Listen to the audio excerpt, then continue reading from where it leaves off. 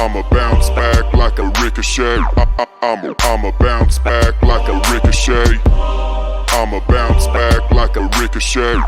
I'ma bounce back like a ricochet. Welcome to the Moose and Voo Sesh, man. Yeah. Cheers. Thanks for helping us out in bringing hope in a different dose. Yo. You able to do that intro? Yeah.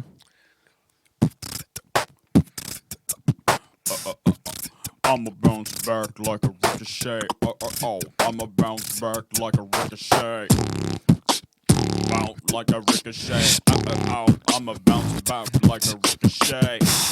Ow! That was hot, man. That was hot. Hey. Wow. So beatboxer, bro. Yeah. So how long you been beatboxing, man? So it's sort of been 3 years seriously, but I started off just in year 6. Guy came to church, one of my friends, he was like showing me all the boots and cats and one of the old sort of Australian Turner? Joel Yeah, Turner. Joel Turner, I was gonna that's say. Yeah. who went in my These mind, kids man. trapped in the struggling. Yeah, I think it was like a one-hit wonder or something, but man, that was a good song. Yeah. He came to my school as well. Did he? Yeah. Oh, Yeah, wow. He's been around. Yeah, Hectic. man. Years Yeah. ago. So 3 years seriously. Yeah, What do you yeah, mean so I 3 was- years seriously. Yeah, I was doing it like from year 6. Yeah. And then just doing boots and cats and learning a few different techniques here and there. Yeah. And then I got to year 11 and I was starting to learn more and more sounds. Yeah. And so I'd hear them online and then look up tutorials and try and watch heaps of YouTube stuff. I basically taught myself off YouTube videos. And so it's just fun. I enjoyed it. My family hated it because I'm like trying to learn sounds. Yeah. And So you'd be that annoying. yeah. Like 1:30 in the morning. Mick, shut up. Sorry, Dad. No, it's not me. It's the cat outside. Nah. So my parents like Mum said if I ever make any money from it, she's more than happy to spend it. So they're supportive. Wow. Good parents. No, they're really great with it. But yeah, in year 11, I just started learning more sounds and getting into it a bit more, and then thought, this could be a thing. I might be able to do this for my HSC for music. And everyone told me I was crazy. All my muso friends, because I'd always been in school bands and stuff. All my muso friends, my music teachers, my parents, they were like, "You've been playing," because I actually have been playing trombone for like at that point. Give us for a like trombone. 8 years. Sorry. Give us a trombone. No, I can't do mouth trombone really well. That's probably better than me. But yeah, so they were like, "No, just stick to the trombone, And I was like, "Oh, I'm gonna do something different." People are telling me that I can't do it. Yeah. And so there's sort of a bit of a thing in me where I was like, "Oh, all right then, I'll prove you wrong." And so I went and did it. And then for my HSC, I did 2 performances and 2 Viva Voces, which is like a 10-minute discussion, Yeah. just with the markers. And so I ended up scoring higher in my beatboxing Viva and beatboxing performance than my trombone Viva and my trombone performance. And then nice. got onto the encore honor roll for my beatboxing Viva. And so that's like the best sort of music students of the state of that year. wow. So Do you remember your routine of one of the songs?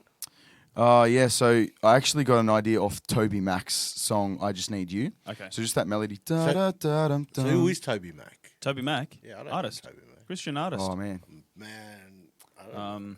he's basically the lead Christian artist in pop. He's been around since early '90s, Yeah. and he's still like relevant. He's still like keeping. wow. His music is still relevant to today. Got songs He's like got "Feel It," "I Just Yeah. Need You." I don't know. Search it up. classics, "Made Later to on. Love." Yeah. Jesus is still all right with Yeah, me. old classics. Jesus is still. I remember that alright. song, Oh, man. Yeah, that's the one. Is that Toby, Toby Mac? Mac. Man, Mac is black with a tag. Something like that. I don't know. Yeah. I remember that song, and it was all over SBS and. Yeah, that- man. yeah, that's I when it wasn't was- even a Christian, man. That's when Yeah. that's when it was unfiltered, and now, let's just not put religion on TV. Yeah. Although Matthew West just recently got a song on the James Corden late night live thing. Hey, and even Kanye West last year. Yeah, Kanye. And then James Corden is asking him, "Oh, so you like what's all the go with the Christian stuff?" And he's like smiling and he's happy. He was never happy in interviews, and then he's talking about how he reads the Bible every day and he's praying and this kind of stuff. He's not perfect, but he's getting there. And Yeah. just awesome. See Christian music artists out there on mainstream stuff. Wow. Speaking of church, how do you maybe just throw this spanner out there? Yeah. What do you think of the term church kid? Church kid. Are you Yeah. a church kid? Oh, absolutely. Through and through. CK. Nah. What I- is a church kid? Sorry. What is a church kid? Eh? So for me, I'm a second generation Christian. So Okay. my parents met in church, Yeah. and I was born, and every single Sunday of my life I've been to church. Wednesday night, always fully involved in church, and so I've grown up in church. My first church service. People say what they rocked up in their first church service. My dad wore his best flannel, desert boot jeans. I was going to wear a flannel today. I should have. You should have. Should have. Yeah. So Yeah. I'm bringing back the 90s. Yeah. But it'll be black and white anyway. Don't matter. I always bring back the 90s. Yeah, classic. So I rocked up my church service. I was in a nappy, Yeah. and Wow. so always been in church, always been around that, and so the term church kid, it can sort of carry some ideas along with it. Yeah. So you know all the ins and outs of how to present yourself. As Oh yeah. Church good, kids. modest, law-abiding, Yeah, Yeah. clean-looking church kid. ticked all the boxes. Yeah. Yeah, but we all know that it's not about how many boxes you tick. Yeah. About doing the right things.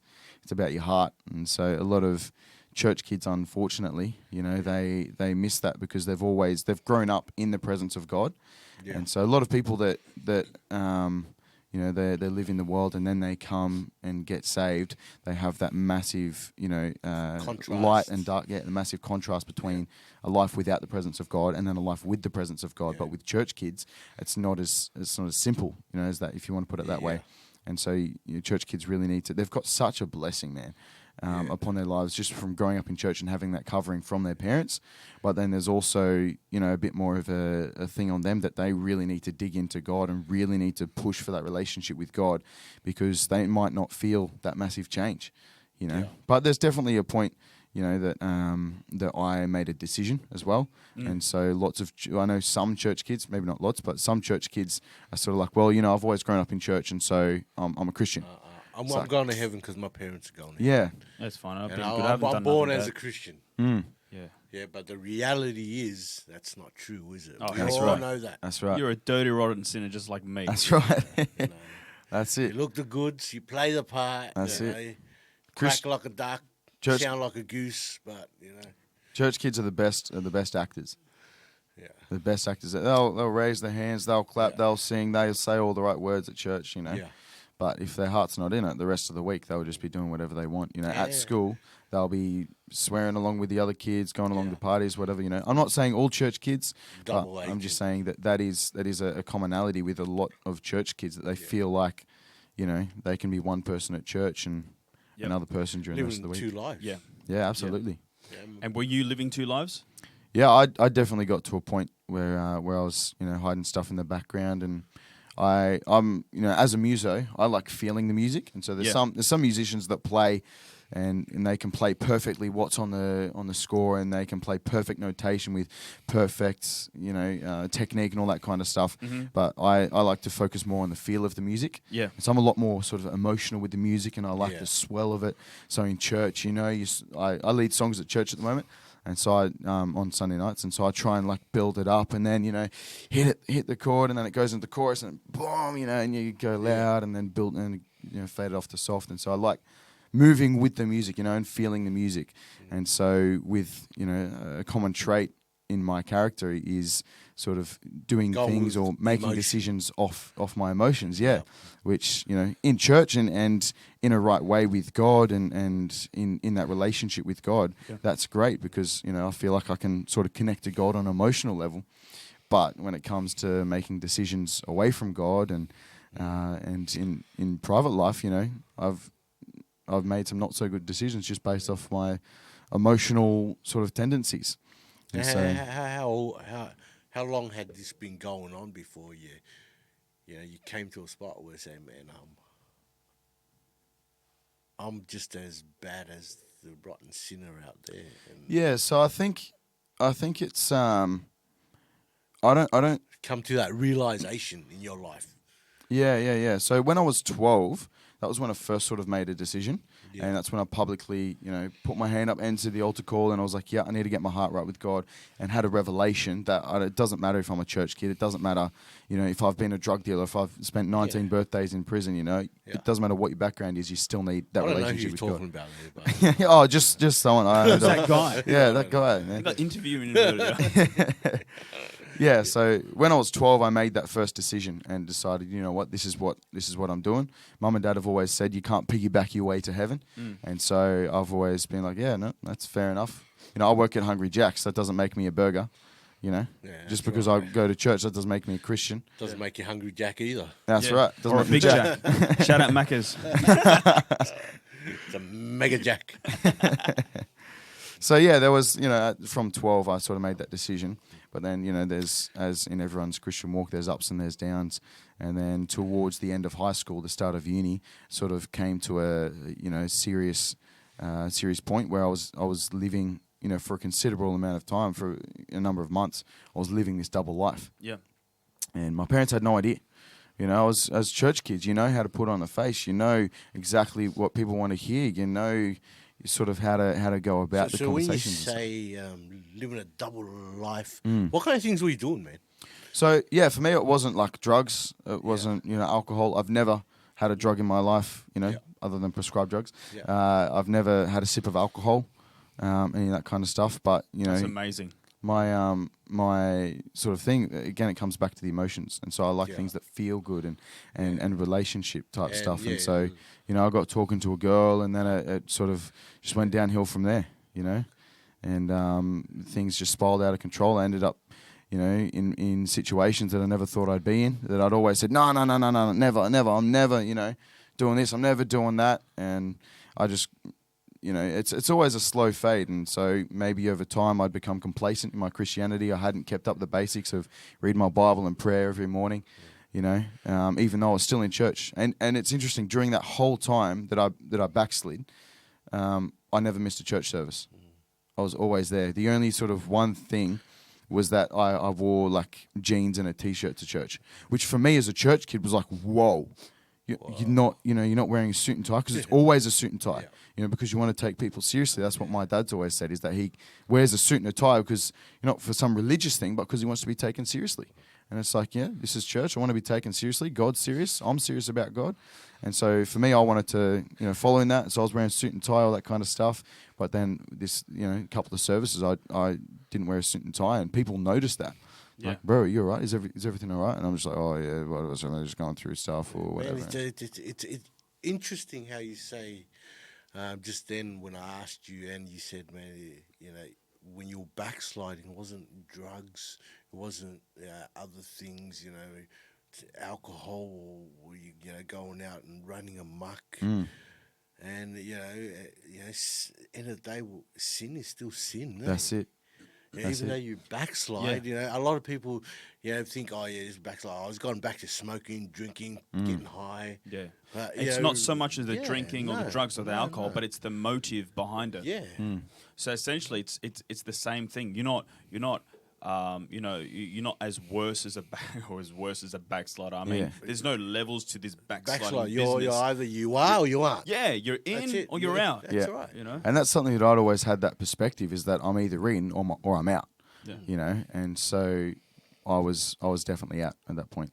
I was still physically in church. I was still physically sitting on the fence, kind of. Yeah.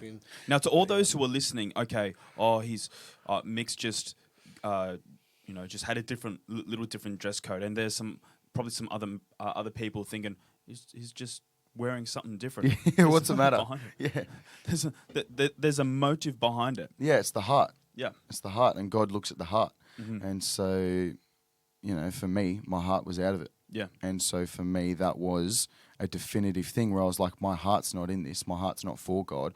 I'm making intentional decisions to be ignorant of conviction. Yeah. And so I was making those decisions. My heart wasn't in it. And it's like, man, I was just backslidden. I was a rotten sinner. And maybe it doesn't seem like anything too hectic, like you said, I wasn't doing drugs, I wasn't drinking, I wasn't running amok. I just had a relationship with a girl, but it wasn't righteous. Okay. And the reason why you went for this relationship is because you were man, I think I'm a psychiatrist. You felt like nothing was going on in your life, or you were just in this monotonous cycle and you wanted something exciting? Yeah, that's an interesting question. As far as the world is concerned, anyway. I think it might have just Curiosity, maybe. yeah, probably a little bit of curiosity. There's How probably a old are little you? bit How of old different are you? factors. So end of year 12, so I was 18. Yeah. So you like 18. I'd just gotten my P's, and so I was able to, I was seven. I might have been 17, 18, something like that. So And I think a lot of it's because you're in church. Everything else outside of church is appealing, right? yeah, I think there's definitely an element of that. And, Yeah. you're seeing people in relationships, and Yeah, you're seeing all this, and it's appealing. Yeah. What kind of have that? Yeah. yeah. Well, and the other thing as well is that in church we it gets pushed that, yeah, absolutely, just, get married young and go for God and do all this kind of stuff and just go, push. Yeah. That is fantastic. I absolutely love that about our church, about our fellowship. But what I didn't listen to was the parts in the Bible where it says, don't stop love before it's time. Just wait, be patient. Don't try and push stuff. Don't try and get ahead of God, because that's not going to work out. Yeah. And at the end of the day, it didn't work out. It got to a point where my dad said, basically, if you continue living like this, I don't think you're going to be living in this house, because we have standards. You know what they are. Yeah. And you're 18. You're 18. Pull your finger out or pull your head in, whatever you want to say, but you gotta get your act together. Yeah. And so I talked to my dad. I've got a great relationship with my parents. That's great. Now, but I talked to my dad later about that, and I was like, yeah, it was probably a couple of months after, and I was still pretty bitter at them and had a bad attitude towards them. Yeah. And and I said, yeah, I just think you could have dealt with it better, Yeah. like threatening to kick me out straight away. It was just, you could have done that. And he was like, I didn't threaten to kick you out straight away. That's just how you heard it. And so I don't know what God was doing with that, but I think maybe God sort of made me hear things in a certain way that it was either, choose what you're doing outside of church and get kicked out, or come back to church, you can stay at home. And, in that sort of situation. And so I was like, man, I'm 18. I've only got a part-time job at Hungry Jack's. Can't do anything full-time, so I can't move out. My parents had always told us and sort of helped educate us on what living outside of home is like, with all the bills and things you have to pay. And so I was thinking, man, I can't pay bills. I'm not going to be able to do all this kind of stuff. So fine then, I'll do it your way, whatever. And so I went and, ended the relationship and, excuse me. And just like, fine, I'll do it your way. But your dad was saying that he was motivated by love. Oh, absolutely, Absolutely by love. That just reminds me in Deuteronomy, God lays the law out. Yeah. Through Moses Yep. to Israel. If you do good, I'll bless you. You Yep. go into the land and all these things. But if you do bad, there's going to be curses upon That's you. right. Lay out. Here it is. One of parenting. Here it is, Julie. Yeah. Yeah. So yeah, no, my parents absolutely they love me, and I felt so much shame later on for what I did and how I treated them during all of that. So that was the pivot point when your dad. That spoke? was that was probably one of the main pivot points. Yeah, okay. But another one was it was a weird mindset, because I was backslidden, but I also knew that I shouldn't be in ministry because I'm doing this sort of stuff. Yeah. Right. And okay. so the answer was not to stop doing this stuff, but to step out of ministry. And so I went and talked to pastor. So this is backtracking a few months before that sort of happened with my parents. Yeah. But I went and talked to pastor, and man, I love my pastor.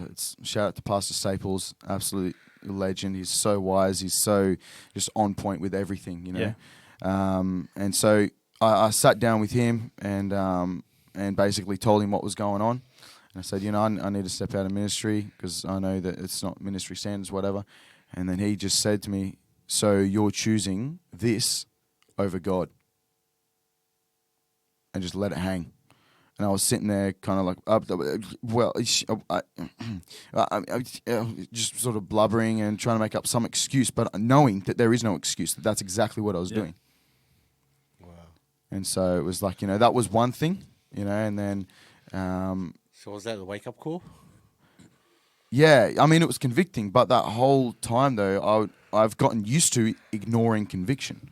You know, I'd gotten used to being like, yeah, I know this is wrong, but I should be right. I'll just forget about it. Don't worry, I'll work it out. I'm not going to die tomorrow. Should be right. So why is that, man? Like, well, why did did you come desensitized of all these convictions?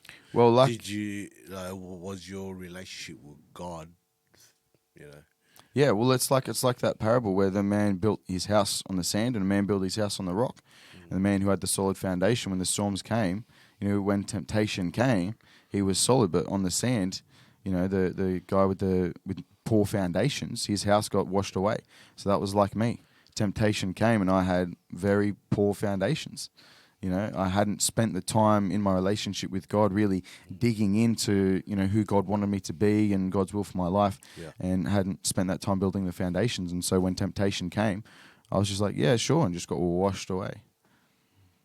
So, yeah, man, it's, you know, I really feel for a lot of church kids out there because it's you know, it's hard in some aspects. Yes, you know, obviously, you know, your background, man, I can't imagine the amount of battles that you've had to face. You know, in just I don't think that, I was in a war. I don't think they were battles at the time I was doing them. That's the thing. but like coming from the world and yeah, into that relationship with God and that kind of thing. definitely, But you there's know. different battles that church kids have to face Yeah. that I don't know. Maybe it doesn't get talked about as much. Maybe it's not as, you know, as I don't know, as brought up in church as much. I don't know. But there's just things that church kids face that they think they might be alone in it, or, you know, they're the only one going through their specific situations, or I don't know. But it's church kids have struggles, you know. For sure, definitely. But you know, I always here's something encouraging for you church kids out there listening. Come on. All right. I myself personally always look back and say, man, I wish I was saved as a church kid 20, 30 years ago. Yeah. So I wouldn't have to go through the dramas that I went through. Yeah. I wish I knew Jesus Christ day dot. Yeah. So many people don't realize. They take these things for granted. 100%. I shared my testimony with another guy last year at a Sydney conference, and he was like, he told me he was almost in tears, like just the power of being pure. So I think this is actually when I came back to church and sort of at church conference last year, I really sort of repented and was able to deal with a lot of attitude problems and things like that. But I gave my testimony to him about growing up as a church kid. Yeah. And he was like, man, that is powerful. You have no idea how powerful that is. And I'm like, what do you mean? Like, there's been no big change. There's been nothing crazy in my life. Maybe I was addicted to milk once. I don't know. But I used to have like 6 Wheat Bix of a morning. Like, whoa. You know, but he was just saying, man, just the fact that you've never had a sip of alcohol. You know, you've never touched drugs. All of those things. It's powerful. And so that is very powerful, man. that's something I didn't treasure that. I didn't treasure my purity. Yeah.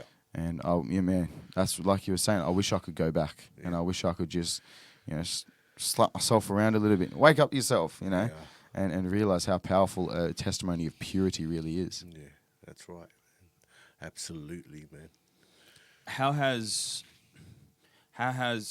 you been a Christian now, and you doing your beatboxing thing? How are you incorporating your talent into what evangelism? Or you know, sharing your testimony somewhat. Yeah. So at the moment, we've got a band at church. Yeah. We're called Chance Repeat. Chance Repeat. That's right. Shout out to Chance Repeat. Woo! Yeah. So they'll be up and coming. Listen to them on Spotify. No, we're not. You pay me we're not later, out yet. Mick. Featuring the Black Moose. Yeah. So yeah, it's myself. Shout out to Kit from the Newcastle Church and Jess as well, my sister. They both sing, and Jess plays the tambourine as well, and I play guitar and I beatbox. Yep. And so we had a guitarist. You know, I could play guitar and then they could sing, but we didn't really have a drummer. And so I was like, well, I can beatbox. And so I'll just give that a shot. Why not, man? And so that's what I'm doing. That's what we're doing at the moment. I think, yeah, man, on Battle of the Burbs, I did that. That Yeah. was absolutely sick. That was Thanks. sick, man. One of my Thanks, favourite songs Yeah. as well. Was playing it- old Church choir? Yeah, old church choir, man. Zach That Williams. was one of my favourite That songs. was a great man. rendition. Oh, thanks, Yeah. man. I usually listen to Zach Williams. Yeah, he's awesome. Yeah. But yeah, man, I was like, man, that's one of my favourite songs. Yeah. Voting for them. Oh, no, appreciate it. Yeah, so that's what we're doing at the moment. And then I'm also, I've tossed around a few ideas and had a chat to pastor, and maybe there might be a specific outreach in the works for beatboxing and sharing my testimony. Why not, man? Similar to the strongman, how he does his strongman stuff and shares his testimony throughout. So maybe this coming year, I might have some kind of outreach idea with that. We'll see where we go. Put on a beatboxing competition. Oh, I'd love to, bro. I'd love Put to. it on, man. Where you win all the time. Well, I've seen a few, Challenge a few the people master. come up. Well, there's a couple of guys in the Fairfield church that I've talked to about beatboxing and stuff, and then I Yeah. think there's one in the Hurstville church. Wow. So there's a few people around. Battle of the Beatbox. Battle of the box. Ow! So Be lit. yeah, we'll see. We'll see where God takes it. I don't think at your age you should say lit. Okay. Too old for lit. And, what do you mean? Sorry, man. You're young at heart. That's right. 4 years old in Christ. Yeah, that's right. That's right. That's amazing. Well, man, thanks so much for coming down, bro. More than happy to. No, it's been awesome. Thanks heaps for having me. All the way from Newey. Yui. I haven't even been up there, man. It's awesome. You should come sometime. Yeah, Get an impact team. we'll do that. Yeah, That'd be awesome. for sure. Man, any last thing you want to say to Yeah. all the church kids out there listening to this? Yeah, some encouraging words that you want to finish off with, man. Yeah, just treasure your purity. Treasure that, guard that, because you might feel like you're the only one in your situation, or maybe church isn't fun anymore. I know lots of pastors' kids out there that they've got to sacrifice, and they've got to change a lot about their life. They've got to change schools. They've got to try and make friends all over the place. If their dad gets sent out, if their family gets sent out somewhere, then they've got to move and try and make friends again. And so that's hard. And church might not be fun anymore, and you're just in the grind of life. But treasure your purity. Man, I wish I could go back and change some decisions that I made. But treasure your purity and really build those foundations, And for me, it was like, people that lived in the world and then came into Christianity, there was a massive change. And it's like, man, how can I make that massive change? And I thought, well, if I'm already at step number 2, let's go to step number 3. If step number 1 is being in the world, step number 2 is getting saved and having that massive change. Step number 3, maybe that's the next change where you're already in church. You're already born in church. And so that can be another leap where you go all out for God and you're full on for God and you're just taking that next step, going to the next level, What about parents? I mean, you've got great parents. Absolutely. What are some qualities that your parents had that facilitated your salvation and in your upbringing? I'm sure the motivated by love when he was ministering to you, just giving you this ultimatum or this decision to make. Yeah. But what are some other qualities you can share, probably to help out other parents? Yeah, look, in all my wisdom. Yes, from your point of view, from your experience. Yeah, from a church kid experience. So one thing I absolutely I have the utmost respect for my parents and the battles that they've faced, the things that they've had to do that I've got no idea about, And there'll be things that I might never know. I might never know the sacrifices they make. You yourself, I know you're a parent. You've got three young kids, and it's like, man, there's things. There's things that you and your wife do that they'll never know. Yeah. And so I respect the decisions made in the background. My dad is stubborn. That's one of the things that I love about him, is that he's so stubborn. And so when we're going through hard times, we're still in church, and just that consistency. Yeah. Like with disciplining your kids, there's got to be consistency. And so like with spiritual education, there's got to be consistency. And so just consistently going to church, and loving your kids, even if it means to give them hard decisions to make and to be stern, to be strict with them. You know, my dad especially, you know, was just like, he was stubborn in his faith to the point that he was, you know, I wouldn't say that he was happy to, or that that he took any sort of delight in that whatsoever, but he was prepared to make the decision to remove his own son from his household. If he continued to make those decisions out of love for the rest of his family, you know, obviously in his household. And so that was something that, you know, I kind of flipped out a bit at first and was like, oh, unbelievable, you can't do this, you know, that's crazy, whatever, fine, I'll do it your way. And later on I talked to my mum as well about this. And I said, you know, I felt like that was pretty hectic, and this is how I felt, and blah, blah, blah. And she said, well, if we had to go back and do that all again, we would still, you know, make those hard decisions. We would still let you be angry at us, and, you know, for that short period of time, because at the end of the day, you still came back to God. And so just parents willing to make the hard decisions for their kids' salvation. Yeah. You know, and parents, you know, to all the church kids out there, your parents aren't perfect. Man, they're going to make mistakes. They're going to stuff up. And they're human, man. And so you can't expect, even though your parents might have been saved for 20 years, you know, that's one thought that I had, was like, man, my parents have been saved so long. Like, how come they're not perfect yet? And it's like, oh my goodness, nobody's perfect. That's right. I slapped myself around the head again. But yeah, so parents aren't perfect, and just treasure your purity. Treasure your purity. 100%. Nice. That's it. I like that. Man, hey, you need to do that thing. We got to do that outro. This is the Moose and Voo Sesh. Catch us on YouTube, Spotify, iTunes, and all that stuff. Black Moose and Voo, featuring Avocado Man, Mick Leggett. Signing out. We're gonna leg it now. Bounce back like a ricochet. I'ma bounce back like a ricochet. I'ma bounce back like a ricochet. I'ma bounce